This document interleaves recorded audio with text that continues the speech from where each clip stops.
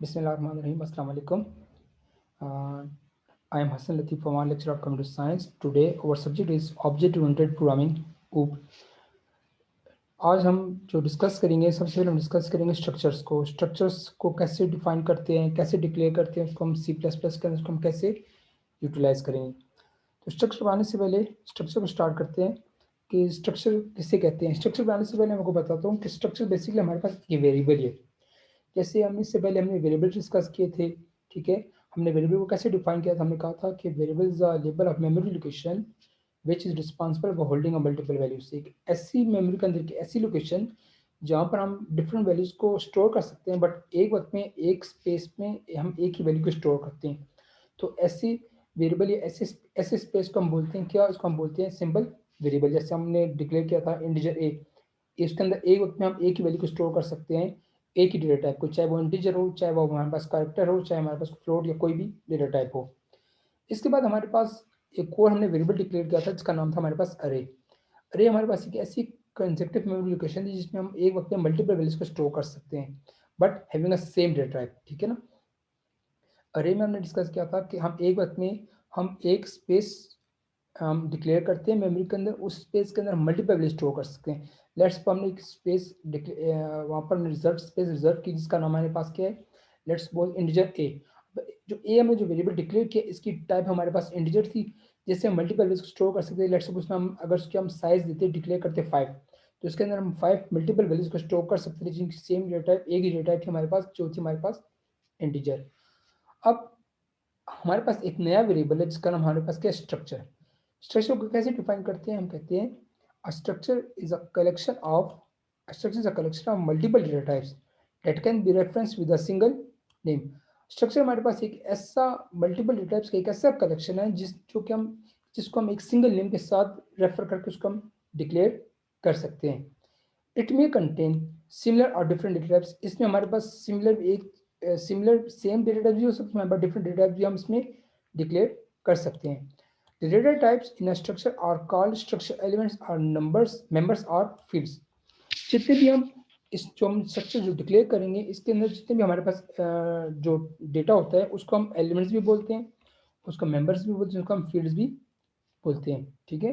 हमारे पास स्ट्रक्चर हमारे पास ऐसी डेटा टाइप है जिसमें हम एक वक्त में मल्टीपल वैल्यूज को स्टोर कर सकते हैं, बट डिफरेंट डेटा टाइप्स के साथ। जैसे अरे था हमारे पास, अरे में भी हम एक वक्त में मल्टीपल वैल्यूज को वहाँ पर स्टोर कर सकते थे एक एक नेम के साथ ही, मतलब एक ही वेरिएबल को डिक्लेयर करके उसमें मल्टीपल वैल्यूज को स्टोर कर सकते थे। बट उनकी जो डेटा टाइप्स अगर इंटीजर थे तो उनमें सब जितने भी डेटा टाइप्स स्टोर होते थे वो सब के सब हमारे पास में एलिमेंट्स सेम डेटा टाइप्स के स्टोर होते थे। जबकि अगर स्ट्रक्चर को अगर हम लेते हैं तो स्ट्रक्चर में भी हम सेम वही सिचुएशन है, हम एक ही वेरिएबल डिक्लेयर करते हैं, एक नाम से डिक्लेयर करते हैं, ठीक है। पर उसमें फ़र्क ये है कि इसमें हम मल्टीपल वैल्यूज स्टोर कर सकते हैं बट डिफरेंट डेटा टाइप्स। मतलब एक ही लोकेशन में हम इंटीजर को भी डिक्लेयर स्टोर कर सकते हैं, हम कैरेक्टर भी स्टोर कर सकते हैं, हम फ्लोट की वैल्यूज को भी स्टोर कर सकते हैं। तो मतलब हमारे पास ज़्यादा आसानी हो गई है। पहले हमारे पास वेरिएबल था, फिर हमारे पास एरे आया, अब हमारे पास आया स्ट्रक्चर। तो स्ट्रक्चर इन दोनों से ज़्यादा ईजी है, ठीक है। पर इसको डिक्लेयर करने का, इसको डिफाइन करने का, इसको एक्सेस करने का जो तरीक़ेकार है वो दोनों से डिफरेंट है थोड़ा सा। बट ये क्या है कि हम इसमें एक ही वेरिएबल डिक्लेयर करते हैं जिसमें मल्टीपल डेटा की वैल्यू को स्टोर कर सकते हैं।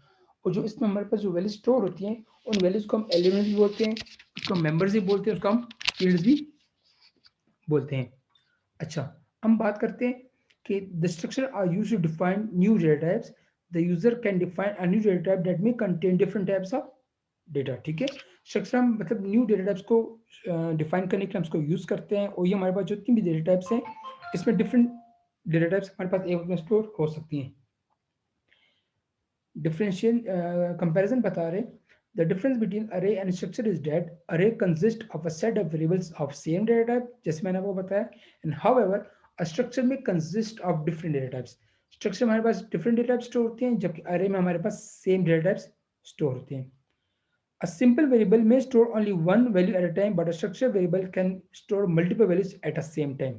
Clear? वेरिएबल के साथ भी कंपैरिजन बता रहे हैं का सिंपल वेरिएबल में एक वक्त में सिर्फ एक ही वैल्यू स्टोर हो सकती है, जबकि स्ट्रक्चर में एक वक्त में multiple values multiple data types के साथ स्टोर हो सकती हैं। क्लियर हो गया? ये तो था हमारे पास स्ट्रक्चर्स। ओके, अब आते हैं कि how to declare structure. Structure को डिक्लेयर करने का तरीका। क्या है? A structure is declared by using the keyword struct followed by the structure name. जब भी हम स्ट्रक्चर को डिक्लेयर करेंगे तो स्ट्रक्चर को डिक्लेयर करने के से पहले उसके आगे हम एक रिजर्व वर्ड लिखते हैं स्ट्रक्ट, ठीक है? जैसे ये नीचे ये वाला स्ट्रक्चर को डिक्लेयर करने से पहले इससे हम कीवर्ड यूज करते हैं स्ट्रक्ट। कोई भी स्ट्रक्चर डिक्लेयर करेंगे उससे पहले रिजर्व वर्ड लिखना लाजमी है, स्ट्रक्ट लिखेंगे, ठीक है? सेकंड वन क्या कहते हैं? The structure members are defined with their type inside the opening and closing braces. जितने भी स्ट्रक्चर के जितने भी मेंबर्स हैं वो उनको हम डिक्लेयर करते हैं इन दो ओपनिंग या क्लोजिंग ब्रेसेस के मिड में, दोनों के बिटवीन हम दोनों को यूज करते हैं। मतलब स्ट्रक्चर नेम से पहले स्ट्रक्चर हमने रिजर्व वर्ड लिखा, फिर उसके बाद ओपनिंग ब्रेस पे क्लोजिंग, ओपनिंग क्लोजिंग ब्रेस के बिटवीन हम उसकी जितने भी मेंबर्स हैं उसको हम इसके अंदर डिफाइन करेंगे। The closing braces is ending with a semicolon. जो हमारे पास क्लोजिंग ब्रेस है वो एंड होगा किसके साथ? सेमीकोलन के साथ। The declaration tells the compiler about details of the structure and the compiler does not allocate any memory. जब भी हम स्ट्रक्चर डिक्लेयर करते हैं तो स्ट्रक्चर डिक्लेयर करते हैं तो ये क्या करते हैं? स्ट्रक्चर डिक्लेयर ये सिर्फ कंपाइलर को ये पता चलता है कि भाई हमने स्ट्रक्चर को डिक्लेयर कर दिया है। पर जब हम स्ट्रक्चर डिक्लेयर करते हैं उस वक्त याद रहे आपकी मेमोरी में स्पेस रिजर्व नहीं होती। The structure declaration is terminated by semicolon sign and it is also called structure specifier. जो स्ट्रक्चर डिक्लेरेशन करते हैं ये पूरी स्ट्रक्चर डिक्लेरेशन है। जब डिक्लेरेशन करते हैं ये डिक्लेयर एंड होती है, टर्मिनेट होती है इसके साथ? सेमीकोलन के साथ। और इस सेमीकोलन को हम क्या बोलते हैं? इस सेमीकोलन को हम बोलते हैं स्ट्रक्चर स्पेसिफायर, भी इसको हम बोलते हैं। This is called structure specifier. जो मैंने सिलेक्ट किया हुई है, ठीक है? वही बातें वो बता रहे हैं, इसको अलग अलग बताया जा रहा है। स्ट्रक्ट क्या है? It is a keyword that is used to declare structure. Structure name, it is the name of the structure and is also known as structure tag. इसको हम स्ट्रक्चर टैग भी बोलते हैं। ये नाम कोई भी हो सकता है, आप इसको ए बी सी डी कुछ भी आप इसको रख सकते हैं। डेटा टाइप 1 क्या है? ये किसी को रिप्रेजेंट कर रहा है। It indicates the data type of the first member of the structure. जो पहला आप जो उसके अंदर जो मेंबर डिक्लेयर कर रहे हैं, ये जो मेंबर डिक्लेयर कर रहे हैं उसकी डेटा टाइप है, ठीक है? आइडेंटिफायर 1 ये किसी को रिप्रेजेंट कर रहा है। It indicates the name of the first member of the structure. जो पहला जो मेंबर लेंगे इस मेंबर का नेम है आइडेंटिफायर 1, ये पहला नेम, आइडेंटिफायर 2 ये दूसरा नेम, इन दोनों की डेटा टाइप्स हैं। क्लियर? फॉर एग्जांपल दे रहा हूं, जैसे कोई हम एक स्ट्रक्चर डिक्लेयर करते हैं जिसका नाम क्या है? स्टूडेंट, उसका नेम है, स्ट्रक्ट उसका कीवर्ड है। इसके अंदर हमने 3 मेंबर्स डिक्लेयर किए, एक मार्क्स, एक एवरेज और एक ग्रेड। मार्क्स की डेटा टाइप हमारे पास, सॉरी यहाँ पर एक हमारे पास रोल नंबर भी है। जो हमारे पास जो पहले 2 मेंबर्स है इनकी डेटा टाइप सेम है, इसलिए इसको हमने एक ही लाइन में लिख दिया। इसकी डेटा टाइप हमारे पास क्या है? इंटीजर। इसकी डेटा हमारे पास इंटीजर है।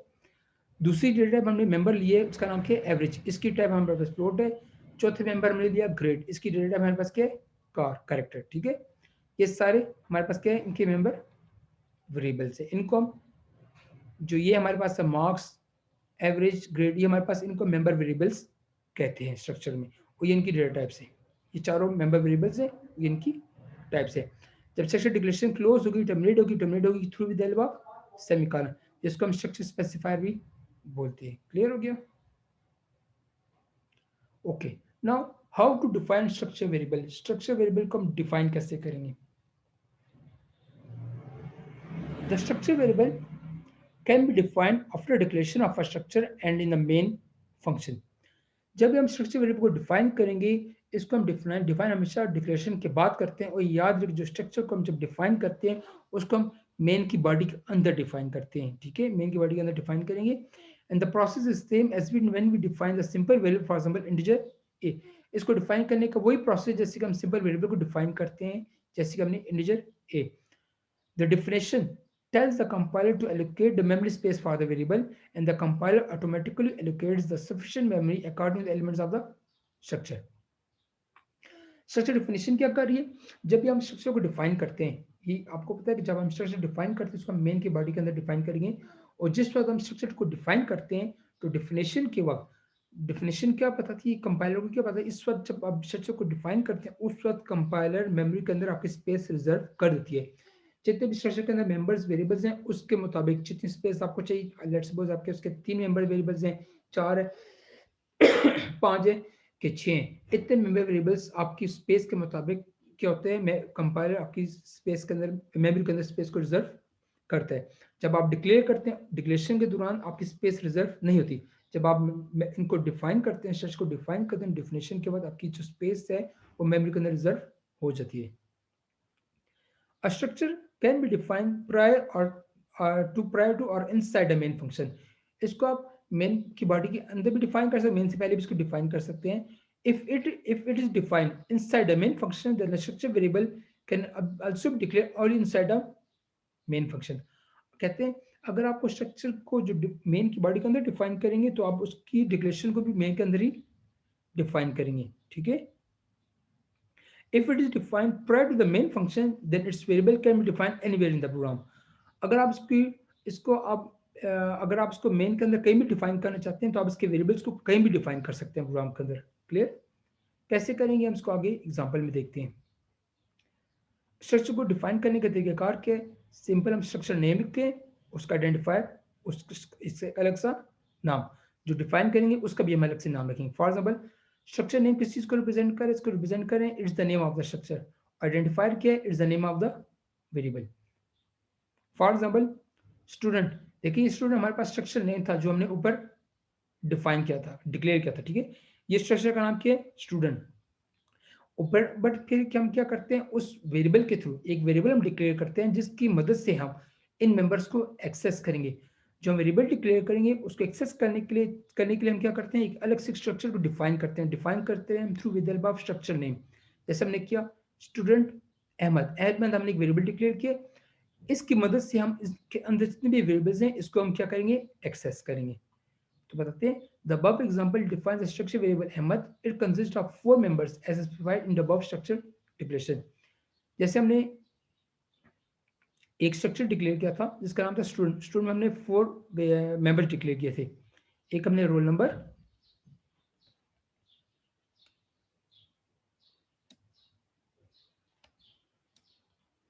दूसरा हमने मार्क्स डिक्लेयर किया था, तीसरा हमने एवरेज और चौथा ग्रेड। इन चारों को हम एक्सेस करेंगे एक वेरिएबल के थ्रू जिसको हम कहते हैं स्ट्रक्चर डिफिनेशन, जो हमने लिया है अहमद। इस अहमद के जरिए हम इनको एक्सेस करेंगे, इन मेंबर वेरिएबल्स को हम एक्सेस करेंगे, ठीक है। Okay, how to access members of structure variable. अब मेंबर स्ट्रक्चर जो के अंदर जो हमने मेंबर डिक्लेयर किए हैं, डिफाइन किए, इनको हम एक्सेस कैसे करेंगे। तो एक्सेस करने के लिए तरीकार के कहते हैं any member of the structure variable can be access by using dot operator. किसी भी मेंबर को अगर एक्सेस करना चाहेंगे तो एक्सेस करने के लिए हम एक ऑपरेटर यूज करते हैं, इसको हम बोलते हैं dot. The name of the structure variable is written on the left side of the dot. जो स्ट्रक्चर का वेरिएबल का जो नेम है उसको आप उसके डॉट के लेफ्ट साइड पर लिखोगे, and the name of the member variable can be written on the right side of the dot. और जो मेंबर वेरिएबल का जो नेम है उसको आप डॉट के राइट साइड पर, जैसे ये डॉट ऑपरेटर है जिसके जरिए हम एक्सेस करें, इसके लेफ्ट साइड पे स्ट्रक्चर वेरिएबल लिखेंगे और राइट साइड पे मेंबर वेरिएबल का name. And the dot operator is also known as member access operator. जो डॉट ऑपरेटर है इसको हम मेंबर एक्सेस ऑपरेटर बोलते हैं। फॉर एग्जांपल हमने स्ट्रक्चर को डिफाइन जैसे हमने किया था, स्ट्रक्चर को डिफाइन करने के तरीके के structure name and variable name. तो स्टूडेंट अहमद हमने स्ट्रक्चर को डिफाइन किया, डिफाइन करने के बाद अब हम उन वेरिएबल्स को एक्सेस कर रहे हैं जो हमने स्ट्रक्चर के को अंदर डिक्लेयर किए थे। जैसे हमने एक रोल नंबर डिक्लेयर किया था कि मार्क्स एवरेज ग्रेड, तो करने का तरीका कि Ahmad dot roll number is equal to 10, Ahmad dot marks is equal to 741, Ahmad dot average equal to 79.31, Ahmad dot grade is equal to A. अब यहाँ पर हम क्या कर रहे हैं, यहाँ पर हम इनको जो रोल नंबर है इसके अंदर वैल्यू इनिशियलाइज कर रहे हैं 10, मार्क्स के अंदर वैल्यू इनिशियलाइज कर 741, एवरेज के अंदर ये और ग्रेड के अंदर ए। बट ये हम सब जो इनिशियलाइज कर रहे हैं हम करें through with help of variable name Ahmed, ठीक है। जो हमने डिफाइन किया था अहमद, जो वेरिएबल हम डिफाइन किया था स्ट्रक्चर के थ्रू, इसके जरिए हम इन मेंबर्स को एक्सेस करेंगे। क्लियर हो गया। The above example declares a structure variable Ahmad of type student. It uses 4 assignment statements to store different values in member variables of Ahmad. The dot operator is used in each statement to access a simple variable name. ये वही बताया जा रहा है कि हम इस is equal to assignment operator के जरिए हम वैल्यूज इनिशियलाइज करें और इस डॉट ऑपरेटर के जरिए हम इसको एक्सेस करें, इन अहमद के जरिए हम मेंबर वेरिएबल्स को एक्सेस करें through the help of this member access operator. जैसे कि एग्जांपल दी है, अगर आप वैल्यू यूजर से लेना चाह रहे हैं तो यूजर से वैल्यू लेने के लिए हम जैसे सी इन में हम यूजर वैल्यू लेते हैं, सी इन ऑब्जेक्ट के जरिए हम लिखेंगे Ahmed dot roll number. Simple जब वेरिएबल आप लिखते हो तो सिंपल वेरिएबल के लिए आप ये अहमद डॉट में लिखते हैं, हम सिंपल लिखते हैं roll number, marks, average grade, और फिर इसको आउटपुट में हम रिप्रेजेंट करते हैं। बट जब स्ट्रक्चर लोगे तो स्ट्रक्चर पहले हमने क्या किया, स्ट्रक्चर डिक्लेयर किया। डिक्लेयर करने के बाद हमने स्ट्रक्चर को डिफाइन किया। डिफाइन करने के लिए हमने डिक्लेरेशन में जब हमने नेम लिया था स्टूडेंट, उसके साथ हमने एक वेरिएबल लिया अहमद। उस अहमद के जरिए हम उन मेंबर्स को एक्सेस कर रहे हैं। ठीक है, एक छोटा सा प्रोग्राम देखते हैं ताकि आपको सही क्लियर हो जाए। एक छोटा सा एग्जांपल लेते हैं। A program that declares a structure to store roll number, marks, average, and grade of a student. It should define a structure variable, input the values, and then display these values. हम एक structure declare करें जिसके जरिए हम ये चार values को data store करेंगे, फिर हम उसमें स्ट्रक्चर वेरिएबल को डिफाइन करेंगे और फिर उन वैल्यूज को लेकर उसको डिस्प्ले करेंगे। ठीक है, देखते हैं। सबसे पहले हमने डू हेडर फाइल्स ली, आई स्ट्रीम और कॉर्नर डॉट एच। यहाँ पर सबसे पहले हम स्ट्रक्चर डिक्लेयर करें। देखिए मेन की बॉडी के बाहर है। स्ट्रक्चर को डिक्लेयर करने से पहले हम उसका नेम लेंगे, स्ट्रक्ट कीवर्ड लिया, फिर ये स्टूडेंट स्ट्रक्चर नेम है। ठीक है, फिर ओपनिंग ब्रेस, फिर हमने इसमें चार वेरिएबल्स ली, तीन वेरिएबल्स लेते हैं। एक हमने लिया रोल नंबर, एक हमने लिया मार्क्स, एक हमने लिया एवरेज और एक लिया हमने ग्रेड। इसको आप ऐसे भी लिख सकते हो और इसको आप ऐसे भी लिख सकते हो कि आप इसको यहाँ पर कॉमा लगाकर एक ही लाइन में भी आप इसको डिक्लेयर कर सकते हैं। ठीक है, दोनों मेथड सही हैं। ऐसे भी कर सकते हैं, उसको आप अलग अलग लाइन में भी कर सकते हैं। जब अलग लाइन में करेंगे तो इसके आगे भी आप क्या करोगे, आप उसकी डेटा टाइप का लिखना जरूरी है। चूंकि ये दोनों सेम थे इसलिए हमने इसको एक लाइन में लिख सकते हैं। अगर अलग अलग करोगे तो इसको आप सेमी कॉलन के साथ टर्मिनेट भी करोगे। हमने चार वेरिएबल्स लिए। देखें इस पोर्शन में हम ये स्ट्रक्चर डिक्लेरेशन का ये पोर्शन है, ये पोर्शन। ठीक है, स्टूडेंट नाम लिखा हमने, कीवर्ड स्ट्रक्ट लिया, इसमें हमने चार मेंबर वेरिएबल्स को डिक्लेयर कर दिया, टर्मिनेट कर दिया सेमीकोलन के साथ। ये तो हो गई हमारे पास स्ट्रक्चर डिक्लेरेशन। अब हमारे पास मेन की बॉडी स्टार्ट हो रही है, यहाँ पर मेन फंक्शन स्टार्ट हो रही है। मेन फंक्शन यहाँ बॉडी स्टार्ट हो रही है, हम क्लियर स्क्रीन लिखते हैं। फिर हम यहाँ पर ये जो लाइन है हमारे पास, यहाँ पर हम क्या करें, इसको हम स्ट्रक्चर को हम डिफाइन करें। डिफाइन करने के लिए सबसे पहले जो स्ट्रक्चर का नाम क्या था, स्टूडेंट, ये हमने यहाँ लिख लिया, इसको भी स्मॉल कर दिया। ठीक है, स्टूडेंट इसको भी हमने यहाँ लिख लिया। फिर हमने एक नाम दिया अहमद। क्लियर, अहमद हमारे पास वो वेरिएबल नेम है जिसके जरिए हम इन चारों को एक्सेस करेंगे। क्योंकि ये मेन की बॉडी के बाहर है, चूंकि हमारे पास डिक्लेरेशन मेन की बॉडी के बाहर हो रही है, तो मेन की बॉडी के बाहर से एक्सेस करने के लिए हमें इस अहमद का सहारा चाहिए। या आप कुछ भी लिख सकते हैं, अहमद भी लिख सकते हो, इमाद भी लिख सकते हो, रजा भी लिख सकते हो, और शाबान या कुछ भी आप लिख सकते हैं अपनी मर्जी के मुताबिक। हम फिर क्या करते हैं, हम लिखते हैं सी आउट में नेक्स्ट स्टेटमेंट हम लिखते हैं inter roll number. Inter roll number के बाद हम यूजर से वैल्यू लेते हैं। सी में यूजर कैसे वैल्यू लेंगे, अहमद डॉट रोल नंबर। देखिए इस अहमद के जरिए, इस मेंबर एक्सेस ऑपरेटर के जरिए हम इसमें वैल्यू असाइन करेंगे, अहमद डॉट रोल नंबर। फिर सी आउट इंटर मार्क्स, फिर सी इन में कहते हैं अहमद डॉट मार्क्स, फिर आउटपुट आएगा इंटर एवरेज, फिर सी इन लेते हैं अहमद डॉट एवरेज, फिर सी आउट में कहते हैं enter grade, then Ahmed dot grade. इससे हमने चार वैल्यूज ली। चार वैल्यूज के लिए हम सी आउट में उसको हम डिस्प्ले करें इंटू द फॉलोइंग डिटेल्स।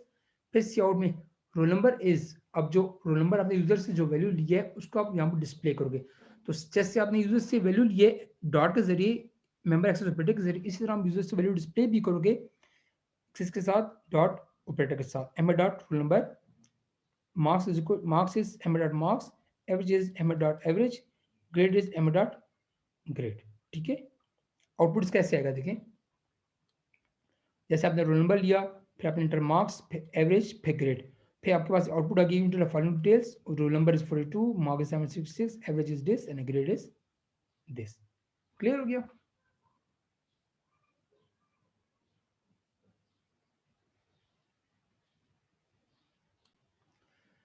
अच्छा जी, एक नेक्स्ट प्रोग्राम देखते हैं। हमारे पास एक और प्रोग्राम एग्जांपल देखते हैं। Write a program that declares a structure store day, month and year of birth data and it input three values and display date of birth in this format। हम एक structure declare करते हैं जिसमें हम उसमें day, month और year को store करेंगे। ठीक है, फिर हम इसको डिस्प्ले करेंगे इस फॉर्मेट में। जैसे पहले डे आए, फिर मंथ आएगा, फिर ईयर आएगा। हम इसमें क्या करते हैं, पहले हमने दो हेडर फाइल डिक्लेयर की, फिर हमने एक स्ट्रक्चर डिक्लेयर किया। स्ट्रक्चर का नाम क्या है, बर्थ। इसमें हमने तीन मेंबर्स को डिक्लेयर कर दिया, एक है डे, एक है मंथ और एक है ईयर। इसको आप एक लाइन में भी लिख सकते हैं, डिक्लेयर कर सकते हैं, अलग अलग भी डिक्लेयर कर सकते हैं। आपको आसानी के लिए मैंने इसको इंडिविजुअल लाइन्स में डिक्लेयर किया ताकि आपको सही तरह से विजिबल हो। टर्मिनेट कर सेमीकोलन के साथ मेन की बॉडी यहाँ पर स्टार्ट होती है। सबसे पहले हमने यहाँ पर स्ट्रक्चर को डिफाइन किया। देखिए यहाँ पर डिफाइन कर रहे हैं बर्थ, स्ट्रक्चर का नेम है, और बी हमने खुद से एक उसका नेम लिख लिया, वेरिएबल का हमने नाम लिख लिए ताकि उन मेंबर्स को एक्सेस किया जा सके। तो हम कहते हैं सी आउट में इंटर डे ऑफ बर्थ, तो सीन में कहते हैं बी डॉट डे, फिर enter month of birth b dot month, enter year of birth b dot year. फिर सी आउट में हम क्या कहते हैं, क्योंकि हमको इस फॉर्मेट में चाहिए तो हम सी आउट में लेते हैं your day of birth is b dot day, पहले डे लिख लिया, फिर स्लैश बी डॉट मंथ, फिर स्लैश बी डॉट ईयर। तो आपके पास आउटपुट ऐसे आएगा, जैसे इंटर डे ऑफ बर्थ 17 थी, month of birth 1, year of birth 1983, your day of birth is 17 January 1983। Clear? इसी तरह एक और एग्जांपल लिखते हैं। अब इस एग्जांपल में हम क्या करेंगे, दो स्ट्रक्चर, दो मेंबर डिफाइन करेंगे। Write a program that declares a structure to store ID number, salary and grade of the employ. आप एक स्ट्रक्चर लें, एक स्ट्रक्चर वेरिएबल डिक्लेयर करें जिसमें आप 3 वैल्यूज को स्टोर करेंगे एम्प्लॉयज की, उसका आईडी नंबर, उसकी सैलरी, उसकी grade. The program define 2 structure variables. अब इसमें हम क्या करेंगे, 2 स्ट्रक्चर वेरिएबल्स को डिफाइन करेंगे, जो कि उसका रिकॉर्ड लेगा, जो कि उसके एम्प्लॉयज का रिकॉर्ड लेगा, और फिर उनके रिकॉर्ड के एम्प्लॉयज को डिस्प्ले करेगा जिसकी सैलरी ज्यादा होगी। पहले 2 एम्प्लॉयज का हम रिकॉर्ड लेंगे, दोनों की हम आईडी नंबर, सैलरी और ग्रेड, और जिस एम्प्लॉय की सैलरी ज्यादा होगी उसको हम डिस्प्ले करेंगे। अब कैसे करेंगे देखें, हम दो हेडर फाइल डिक्लेयर किए, यहाँ पर हम स्ट्रक्चर डिक्लेयर किया, स्ट्रक्चर का नाम क्या है, ईएमपी में एम्प्लॉय। ठीक है, इसके अंदर हमने 3 वेरिएबल डिक्लेयर किए, मेंबर डिक्लेयर किए, आईडी, सैलरी और ग्रेड। ये हमारे पास हो गई स्ट्रक्चर डिक्लेरेशन। फिर मेन की बॉडी स्टार्ट हो रही है, मेन की बॉडी के अंदर हमने एम्प्लॉय पर हमने क्या किया, हमने एम्प्लॉय लिया और 2 वेरिएबल डिफाइन की, E1 और E2। ठीक है, यहाँ पर हम 2 वेरिएबल्स को डिफाइन कर रहे हैं। वेरिएबल को डिफाइन करने के लिए स्ट्रक्चर का नाम क्या है, ईएमपी, जो ऊपर हमने ये लिखा था। फिर 2 मेंबर्स वेरिएबल डिक्लेयर किए, E1 और E2, 2 होंगे तो उसको सेपरेट करेगा कॉमा के साथ। ठीक है, सबसे पहले सी आउट में कहते हैं enter ID number, salary and grade of the first employee. पहले फर्स्ट एम्प्लॉय का आप उसका आईडी नंबर, सैलरी और ग्रेड लोगे यूजर से। सीन में होगी E1 dot ID, E1 dot salary, E1 dot grade. फिर सी आउट में सेकंड एम्प्लॉय को लोगे, enter ID number, salary and grade of the second employee. इसी तरह सीन में लोगे, अब सेकंड एम्प्लॉय के लिए आप दूसरा वेरिएबल का साल होगी E2 का, E2 dot ID, E2 dot salary, E2 dot grade. फिर सी आउट में कहते हैं the employee with more salary, जिस एम्प्लॉय की ज्यादा सैलरी है वो हम कैसे निकालेंगे, तो उसके लिए हम इफ स्टेटमेंट का हम सहारा लेंगे। कंडीशन लगाते हैं इफ E1 डॉट सैलरी, ठीक है, यहाँ पर भी आप सैलरी के साथ भी आप E1 जरूर लिखोगे। If E1 dot salary is greater than E2 dot salary, अगर E1 के जो एम्प्लॉय 1 है उसकी सैलरी अगर एम्प्लॉय नंबर 2 से ज्यादा होगी तो आउटपुट क्या आएगा, सी आउट में ID, E1 dot ID, salary E1 dot salary और ग्रेड में E1 डॉट ग्रेड। मतलब कि E1 इसलिए लिखा कि अगर E1 की सैलरी ज्यादा होगी E2 से तो वो एम्प्लॉय 1 डॉट आईडी की ये तीनों चीजें डिस्प्ले दे देगा। एल्स अगर यहाँ पर कंडीशन फॉल्स होगी तो हमारे पास आउटपुट में आ जाएगा C2 में E2 dot ID, E2 dot salary और E2 डॉट ग्रेड। क्लियर हो गया? इस प्रोग्राम को रन करके देख लें। यहाँ तक कोई क्वेश्चन हो स्ट्रक्चर से रिलेटेड, स्ट्रक्चर को डिक्लेयर या डिफाइन से आपसे कोई क्वेश्चन हो हम उससे कर सकते हैं। Thank you so much. अस्सलाम वालेकुम।